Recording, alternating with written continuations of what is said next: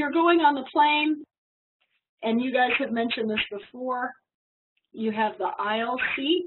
That's the one that is right next to the aisle. Now, just looking at this word, aisle seat, the S is silent. Okay? Aisle seat. The middle seat, that's obvious. That's the one between the two seats. And then we have the window seat, which is the seat next to the window. Some people love window seats because they can lean up. They can look out the window. They can, do this. I personally, now that I don't care anymore to look out the window, I like the aisle seat because it's easier to get up and go to the bathroom and stretch your legs and stretch your legs out. And nobody likes the middle seat because you just don't get the middle seat. Don't do it. Okay, flight attendant. A flight attendant is one of those wonderful people whose job it is to make us comfortable, give us snacks, get us a blanket, bring us magazines or whatever. These are the good men and women who walk up and down and push carts and deal with our stuff.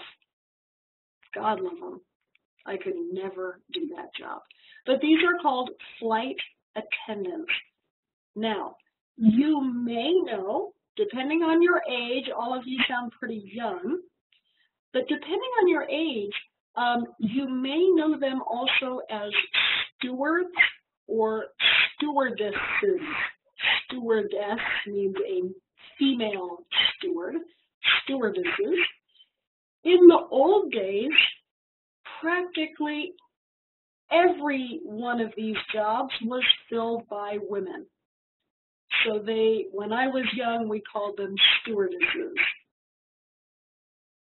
Over the years, things changed, and now you don't hear that word very often. You don't hear it at all in the industry. They do not use it.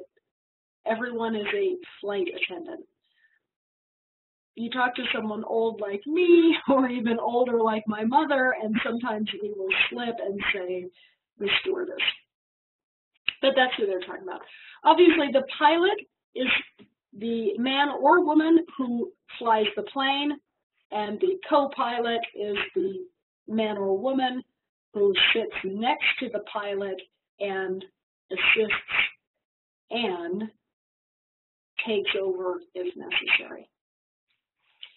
Now, I put this in here, this other word, U.S. Marshal, U.S. Air Marshal. This is something that has happened since 9/11, since the World Trade Towers in New York City were bang.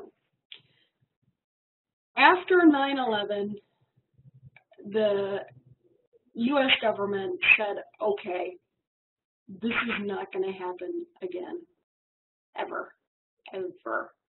And so from now on, every flight you take in America, you'll have someone who is a kind of U.S. government policeman who carries a gun.